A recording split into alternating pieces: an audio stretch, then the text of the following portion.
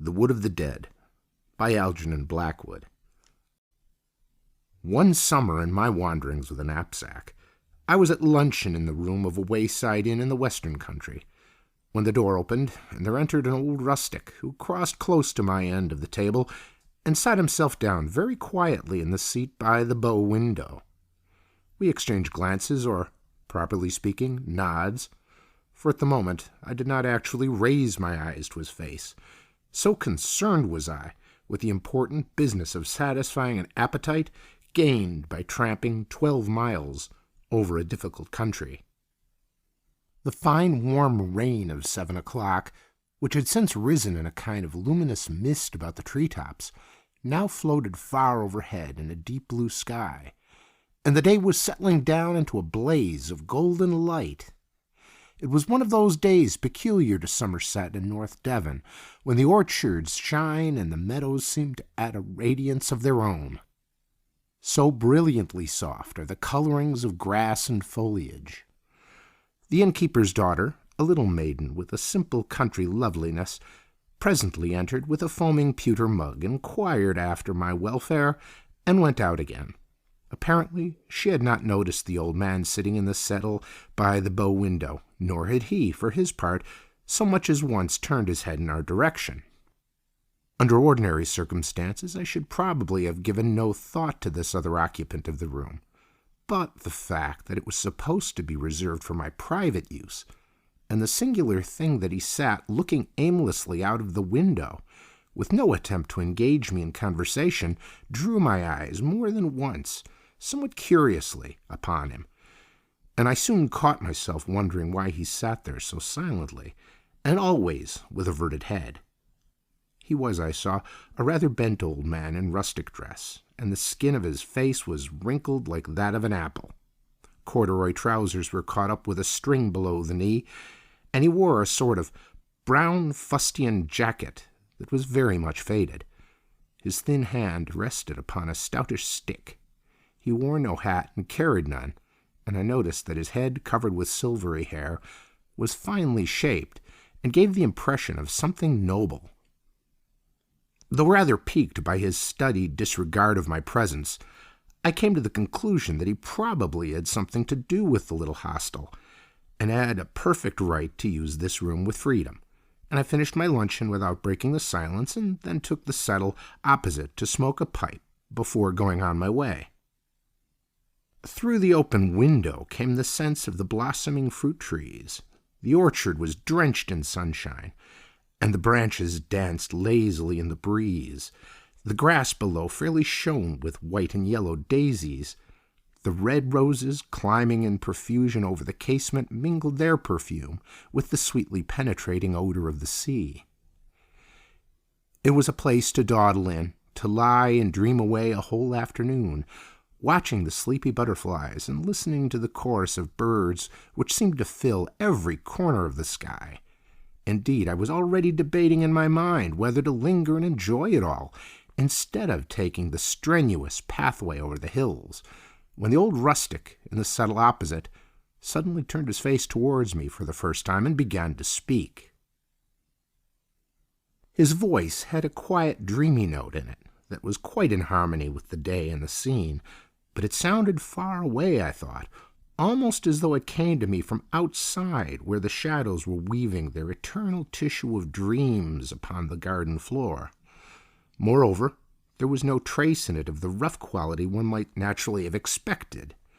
And now that I saw the full face of the speaker for the first time, I noticed with something like a start that the deep, gentle eyes seemed far more in keeping with the timbre of the voice than with the rough and very countrified appearance of the clothes and manner. His voice set pleasant waves of sound in motion towards me, and the actual words, if I remember rightly, were, "You are a stranger in these parts," or, "Is not this part of the country strange to you?" There was no "sir," nor any outward and visible sign of the deference usually paid by real country folk to the town-bred visitor, but in its place a gentleness, almost a sweetness of polite sympathy that was far more of a compliment than either. I answered that I was wandering on foot through a part of the country that was wholly new to me, and that I was surprised not to find a place of such idyllic loveliness marked upon my map. "I have lived here all my life," he said, with a sigh, "and am never tired of coming back to it again." "Then you no longer live in the immediate neighborhood?" "I have moved," he answered briefly, adding after a pause in which his eyes seemed to wander wistfully to the wealth of blossoms beyond the window. "But I am almost sorry, for nowhere else have I found the sunshine lie so warmly, the flowers smell so sweetly, or the winds and streams make such tender music." His voice died away into a thin stream of sound that lost itself in the rustle of the rose leaves climbing in at the window, for he turned his head away from me as he spoke and looked out into the garden. But it was impossible to conceal my surprise, and I raised my eyes in frank astonishment on hearing so poetic an utterance from such a figure of a man, though at the same time realizing that it was not in the least inappropriate, and that, in fact, no other sort of expression could have properly been expected from him. "I am sure you are right," I answered at length, when it was clear he had ceased speaking, "or there is something of enchantment here, of real fairy-like enchantment that makes me think of the visions of childhood days, before one knew anything of... I had been oddly drawn into this vein of speech, some inner force compelling me. But here the spell passed, and I could not catch the thoughts that had a moment before opened a long vista before my inner vision.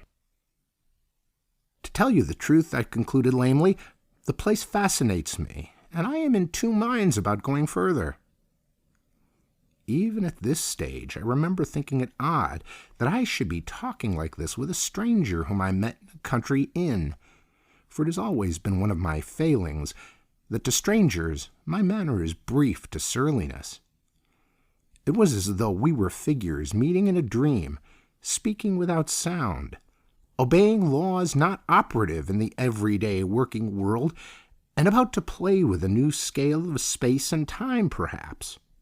But my astonishment passed quickly into an entirely different feeling when I became aware that the old man opposite had turned his head from the window again, and was regarding me with eyes so bright they seemed almost to shine with an inner flame. His gaze was fixed upon my face with an intense ardor, and his whole manner had suddenly become alert and concentrated. There was something about him I now felt for the first time that made little thrills of excitement run up and down my back. I met his look squarely, but with an inward tremor. "Stay, then, a little while longer," he said in a much lower and deeper voice than before. "Stay, and I will teach you something of the purpose of my coming." He stopped abruptly. I was conscious of a decided shiver. "You have a special purpose, then, in coming back?" I asked, hardly knowing what I was saying. "To call away someone," he went on in the same thrilling voice. "Someone who is not quite ready to come, but who is needed elsewhere for a worthier purpose." There was a sadness in his manner that mystified me more than ever. "You mean?" I began with an unaccountable access of trembling. "I have come for someone who must soon move, even as I have moved." He looked me through and through with a dreadfully piercing gaze, but I met his eyes with a full straight stare, trembling though I was, and I was aware that something stirred within me that had never stirred before, though for the life of me I could not have put a name to it or have analyzed its nature. Something lifted and rolled away. For one single second I understood clearly that the past and the future exist actually, side by side in one immense present, that it was I who moved to and fro among shifting protean appearances. The old man dropped his eyes from my face, and the momentary glimpse of a mightier universe passed utterly away. Reason regained its sway over a dull, limited kingdom. "Come tonight," I heard the old man say. "Come to me tonight into the wood of the dead. Come at midnight." Involuntarily, I clutched the arm of the settle for support, for I then felt that I was speaking with someone who knew more of the real things that are and will be than I could ever know while in the body, working through the ordinary channels of sense, and this curious half-promise of a partial lifting of the veil had its undeniable effect upon me. The breeze from the sea had died away outside, and the blossoms were still. A yellow butterfly floated lazily past the window. The song of the birds hushed. I smelt the sea. I smelt the perfume of heated summer air rising from fields and flowers, the ineffable sense of June and of the long days of the year, and with it, from countless green meadows beyond, came the hum of myriad summer life, children's voices, sweet pipings, and the sound of water falling. I knew myself to be on the threshold of a new order of experience, of an ecstasy. Something drew me forth with a sense of inexpressible yearning towards the being of this strange old man in the window seat, and for a moment I knew what it was to taste a mighty and wonderful sensation, and to touch the highest pinnacle of joy I have ever known. It lasted for less than a second and was gone, but in that brief instant of time, the same terrible lucidity came to me that had already shown me how the past and future exist in the present, and I realized and understood that pleasure and pain are one and the same force, for the joy I had just experienced included also all the pain I ever had felt or ever could feel. The sunshine grew to dazzling radiance, faded, passed away. The shadows paused in their dance upon the grass, deepened a moment, and then melted into air. The flowers of the fruit trees laughed with their little silvery laughter as the wind sighed over their radiant eyes the old, old tale of its personal love. Once or twice a voice called my name. A wonderful sensation of lightness and power began to steal over me. Suddenly the door opened, and the innkeeper's daughter came in. By all ordinary standards, hers was a charming country loveliness, born of the stars and wildflowers, of moonlight shining through autumn mists upon the river and the fields. Yet by contrast with the higher order of beauty I had just momentarily been in touch with, she seemed almost ugly. How dull her eyes, how thin her voice, how vapid her smile, and insipid her whole presentment. For a moment she stood between me and the occupant of the window seat, while I counted out the small change for my meal and for her services. But when, an instant later, she moved aside, I saw that the settle was empty, and that there was no longer anyone in the room but our two selves. This discovery was no shock to me. Indeed, I had almost expected it, and the man had gone just as a figure goes out of a dream, causing no surprise, and leaving me as part and parcel of the same dream without breaking of continuity. But as soon as I had paid my bill and thus resumed in a very practical fashion the thread of my normal consciousness, I turned to the girl and asked her if she knew the old man who had been sitting in the window seat, and what he had meant by the wood of the dead. The maiden started visibly, glancing quickly round the empty room, but answering simply that she had seen no one.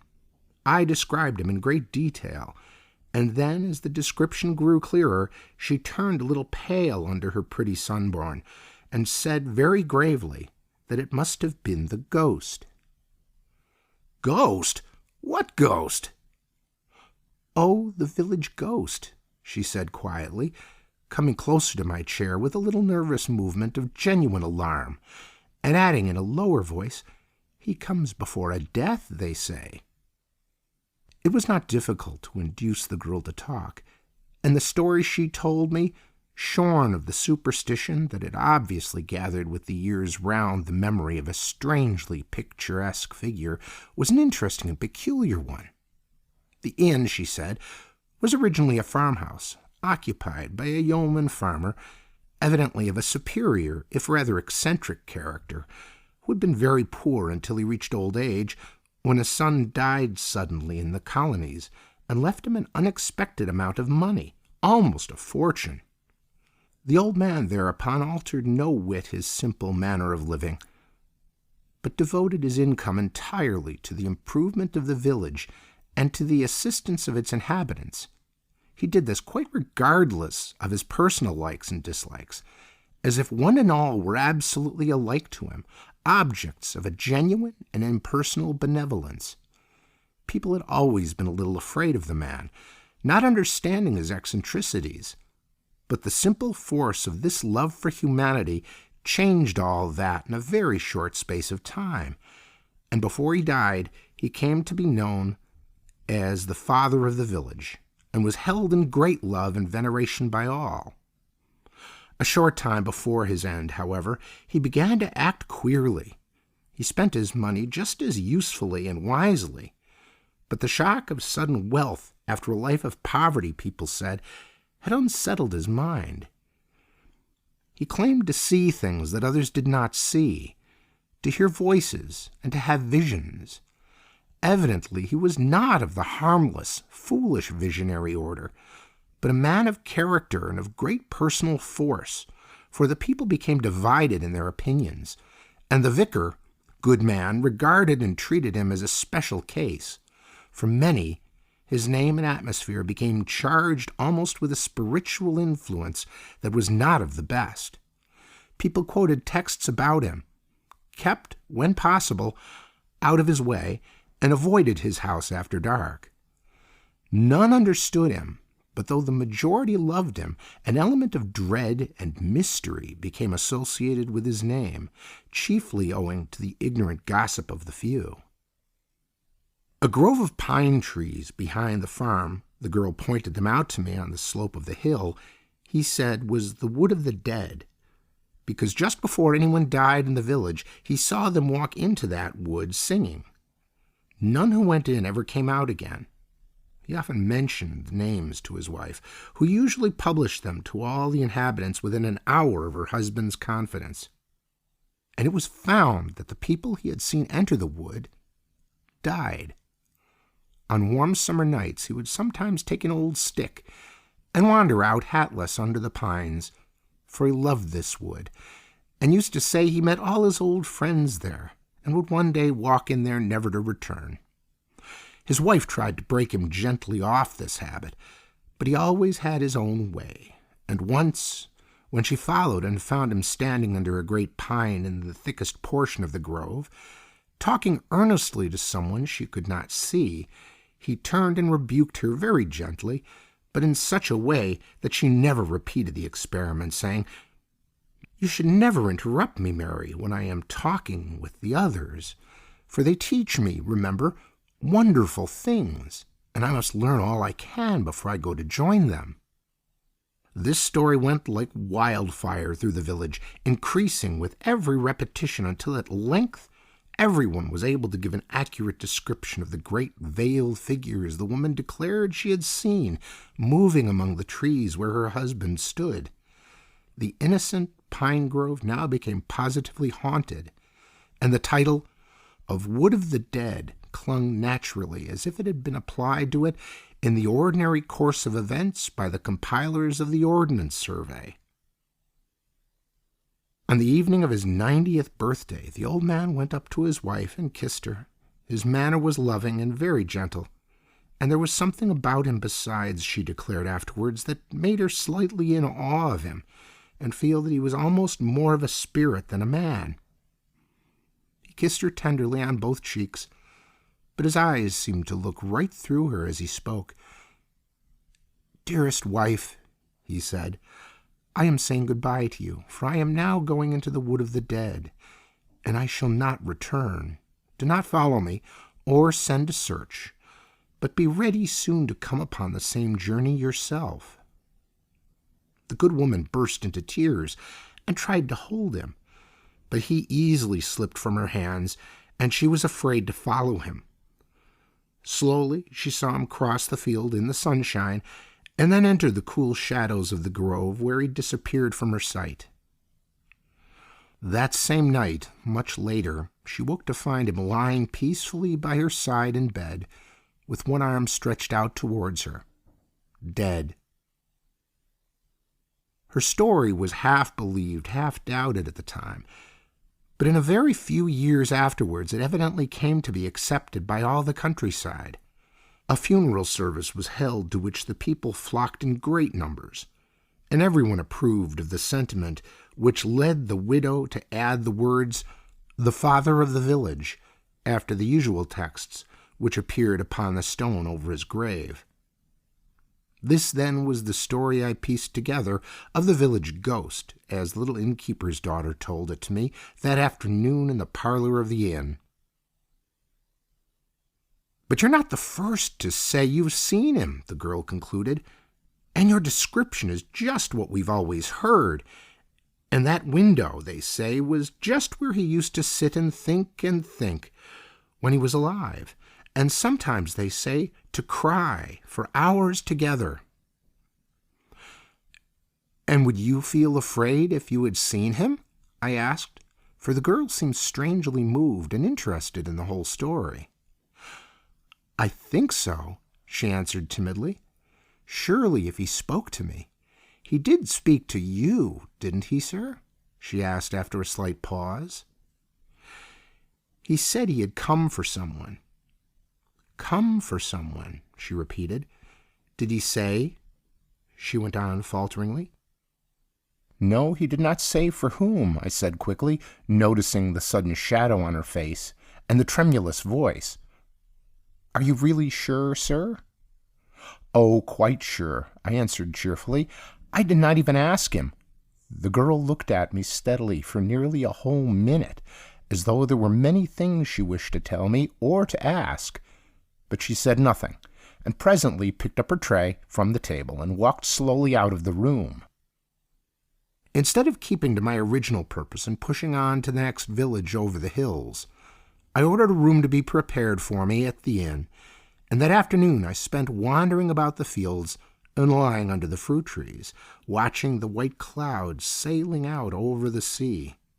The wood of the dead I surveyed from a distance, but in the village I visited the stone erected to the memory of the father of the village, who was thus evidently no mythical personage, and saw also the monuments of his fine, unselfish spirit, the schoolhouse he built, the library, the home for the aged poor, and the tiny hospital. That night, as the clock in the church tower was striking 11:30, I stealthily left the inn and crept through the dark orchard and over the hayfield in the direction of the hill, whose southern slope was clothed with the wood of the dead. A genuine interest impelled me to the adventure, but I also was obliged to confess to a certain sinking in my heart as I stumbled along over the field in the darkness, for I was approaching what might prove to be the birthplace of a real country myth, and a spot already lifted by the imaginative thoughts of a considerable number of people into the region of the haunted and ill-omened. The inn lay below me, and all round it the village clustered in a soft black shadow, unrelieved by a single light. The night was moonless, yet distinctly luminous, for the stars crowded the sky. The silence of deep slumber was everywhere, so still indeed that every time my foot kicked against a stone I thought the sound must be heard below in the village and waken the sleepers. I climbed the hill slowly, thinking chiefly of the strange story of the noble old man who had seized the opportunity to do good to his fellows the moment it came his way, and wondering why the causes that operate ceaselessly behind human life did not always select such admirable instruments. Once or twice a night bird circled swiftly over my head, but the bats had long since gone to rest, and there was no other sign of life stirring. Then suddenly, with a singular thrill of emotion, I saw the first trees of the Wood of the Dead rise in front of me in a high black wall.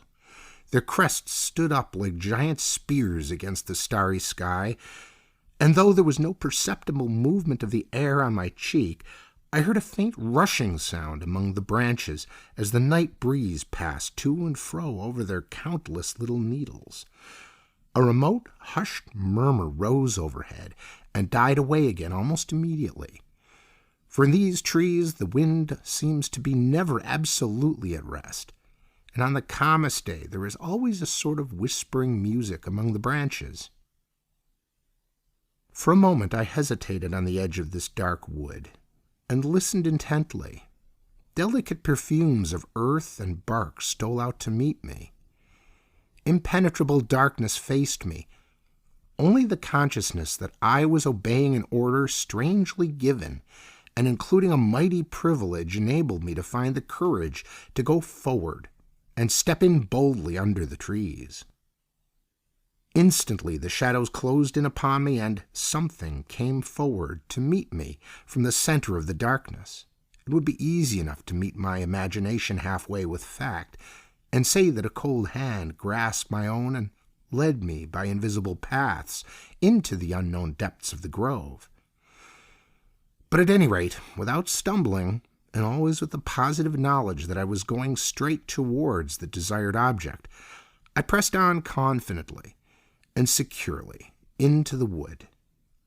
So dark was it that at first not a single starbeam pierced the roof of branches overhead, and as we moved forward side by side, the trees shifted silently past us in long lines, row upon row, squadron upon squadron, like the units of a vast, soundless army.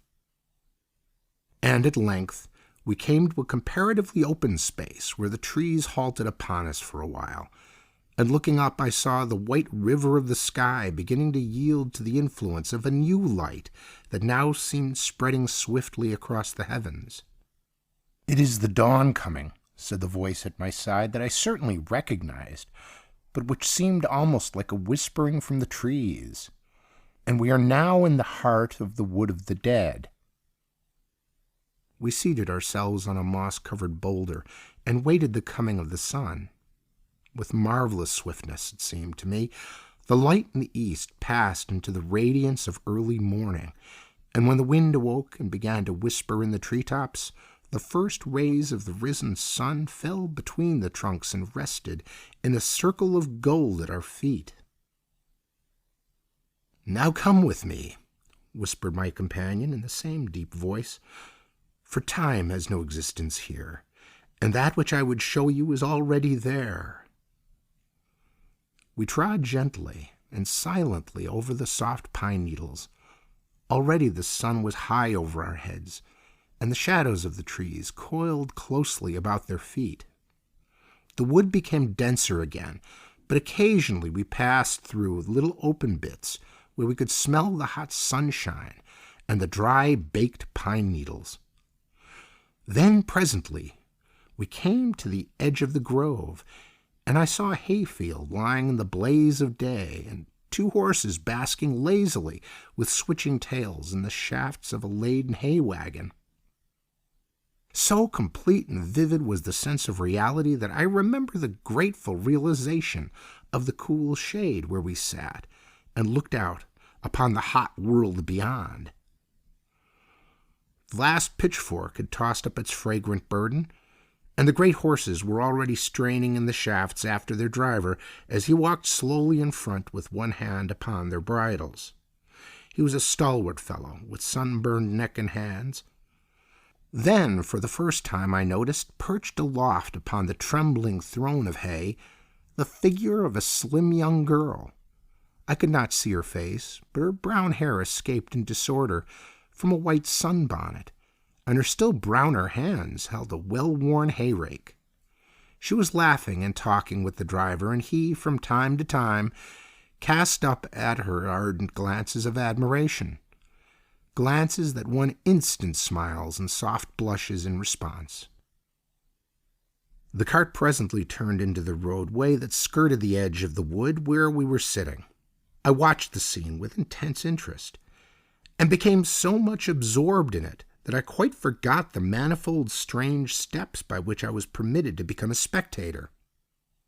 "Come down and walk with me," cried the young fellow, stopping a moment in front of the horses and opening wide his arms. "Jump, and I'll catch you." "Oh, oh," she laughed, and her voice sounded to me as the happiest, merriest laughter I had ever heard from a girl's throat. "Oh, oh, and that's all very well, but remember, I'm queen of the hay, and I must ride." "Then I must come and ride beside you," he cried, and began at once to climb up by way of the driver's seat. But with a peal of silvery laughter, she slipped down easily over the back of the hay to escape him, and ran a little way along the road. I could see her quite clearly, and noticed the charming natural grace of her movements, and the loving expression in her eyes as she looked over her shoulder to make sure he was following. Evidently, she did not wish to escape for long, certainly not forever. In 2 strides, the big brown swain was after her, leaving the horses to do as they pleased. Another second, and his arms would have caught the slender waist and pressed the little body to his heart. But just at that instant, the old man beside me uttered a peculiar cry. It was low and thrilling, and it went through me like a sharp sword. He had called her by her own name, and she had heard. For a second she halted, glancing back with frightened eyes. Then, with a brief cry of despair, the girl swerved aside and dived in swiftly among the shadows of the trees. But the young man saw the sudden movement and cried out to her passionately. "Not that way, my love, not that way. It's the wood of the dead." She threw a laughing glance over her shoulder at him, and the wind caught her hair and drew it out in a brown cloud under the sun.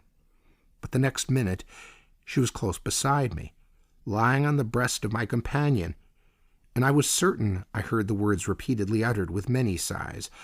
"Father, you called, and I have come, and I come willingly, for I am very, very tired." At any rate, so the words sounded to me, and mingled with them I seemed to catch the answer in that deep, thrilling whisper I already knew. "And you shall sleep, my child. Sleep for a long, long time, until it is time for you to begin the journey again." In that brief second of time I had recognized the face and voice of the innkeeper's daughter. But the next minute a dreadful wail broke from the lips of the young man, and the sky grew suddenly as dark as night. The wind rose and began to toss the branches about us, and the whole scene was swallowed up in a wave of utter blackness. Again the chill fingers seemed to seize my hand, and I was guided by the way I had come to the edge of the wood, and crossing the hayfield still slumbering in the starlight, I crept back to the inn and went to bed. A year later, I happened to be in the same part of the country, and the memory of the strange summer vision returned to me with the added softness of distance. I went to the old village and had tea under the same orchard trees at the same inn. But the little maid of the inn did not show her face, and I took occasion to inquire of her father as to her welfare and her whereabouts. "Married, no doubt," I laughed, but with a strange feeling that clutched at my heart. "No, sir," replied the innkeeper sadly. "Not married, though she was just going to be, but dead. She got a sunstroke in the hayfields just a few days after you were here, if I remember rightly, and she was gone from us in less than a week." End of The Wood of the Dead by Algernon Blackwood.